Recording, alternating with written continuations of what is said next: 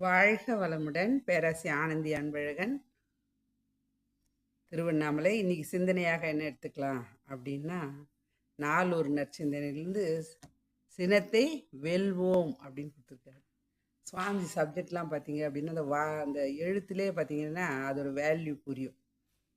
சினத்தை வெல்வோம் அப்படின்னு என்ன அர்த்தம்? அதுக்கு முன்னாடியே ஒரு சப்ஜெக்ட் கொடுத்துக்கிறது சினத்தை தவிர்ப்போம் அப்படின்னு தான். ஏன்னா பார்த்தீங்க அப்படின்னா சினம் தவிர்த்தல் தான். ஏன்னா சினம் வந்துட்டு தான் இருக்கும் எல்லாருக்குமே. அது இயல்பு அப்படின்றத விட ஐந்தறிவு விலங்குலேருந்து வந்ததால் அந்த பதிவு நம்மக்கிட்ட இருக்க தான் செய்யுது. அது ஒரு ஆயுதமாக வேறு நம்ம பயன்படுத்துகிறோம். எனக்கு மட்டும் கோபம் வந்தால், எனக்கு மட்டும் சினம் வந்துச்சுன்னா நான் என்னையே மறந்துடுவேன். நான் என்ன பண்ணுவேன்னு எனக்கே தெரியாது. ஆனால் உண்மை தானே, நிறைய பேருக்கு துன்பத்துக்கு ஆளாகிறாங்க இல்லையா? தற்கொலை முடிவுலாம் கூட எடுக்கிறாங்க இல்லையா? அப்போ அந்த சினம் அப்படின்றது எவ்வளோ பெரிய விஷயன்றது நிறைய பேருக்கு தெரியல. தவறான ஒரு விஷயம். அதான் சொல்லுவாங்க, அது கோபத்தோடு எழுந்தவன் நஷ்டத்தோடு அமருவான் அப்படின்வாங்க.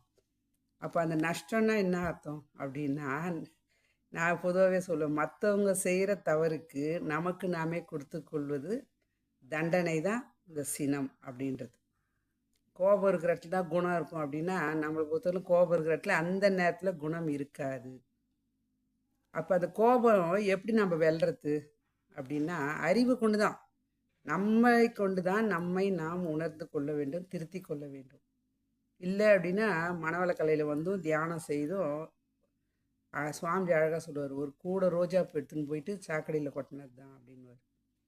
அதாவது ஒரு கவலை, சினம் இது ரெண்டும் வந்துச்சு அப்படின்னா மனிதன் என்ன பண்ணுவாங்க, தன்னோட உயிர் சக்தி அனைத்தையும் இழந்து விடுகிறான். அப்போ அந்த நிலையில் இருக்கக்கூடாது. வாழ்க்கை என்பது ஒரு அழகான ஒரு பூந்தோட்டம். அந்த பூந்தோட்டத்தில் ஒரு புயல் வீசினா என்ன நடக்கும்? நஷ்டம் யாருக்கு அப்படின்னா, அந்த பூக்களுக்கும் அதை பயிர் செய்த மனிதருக்கும் தான். அப்போ நாம் அந்த பூந்தோட்டமாக இருக்கக்கூடிய வாழ்க்கையை நானே பயிரை அழிச்சிட்டேன் அப்படின்னா, அப்புறம் மீண்டும் நான் துளிர் வர்றதுக்கும் நான் என்னை ரெடி பண்ணுறதுக்கும் நாளாகும்.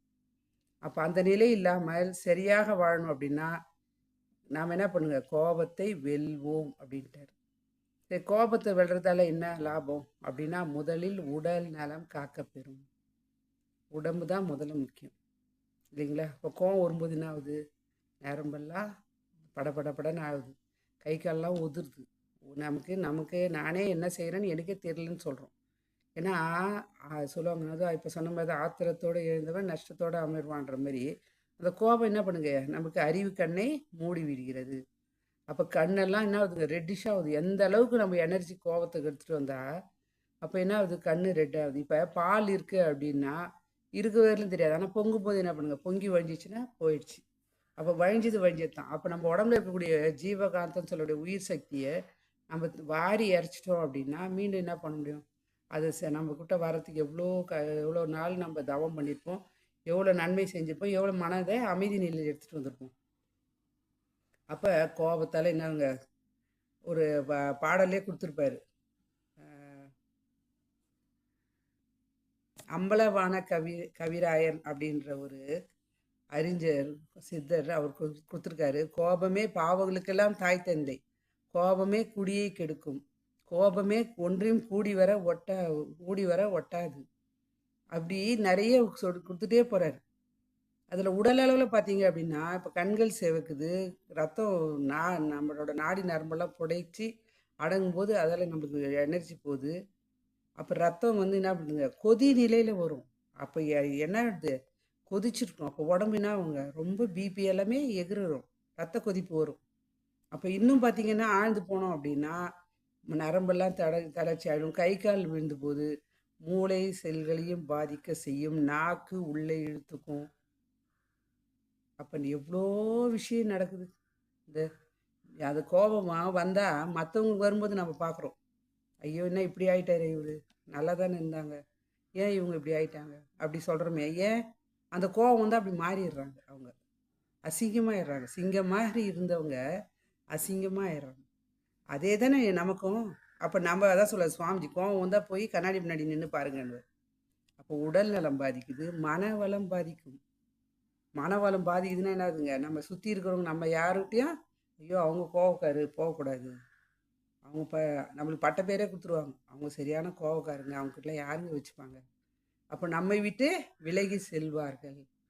அப்போ உறவு வராது, நமது மனநிலை பாதிக்கும், உடல்நலம் பாதிக்கும், நட்பு வட்டாரம் பாதிக்கும், நிறைய விஷயங்கள் என்னை விட்டு விலகி சென்று கொண்டே இருக்கும். தவம் தவம் வராது.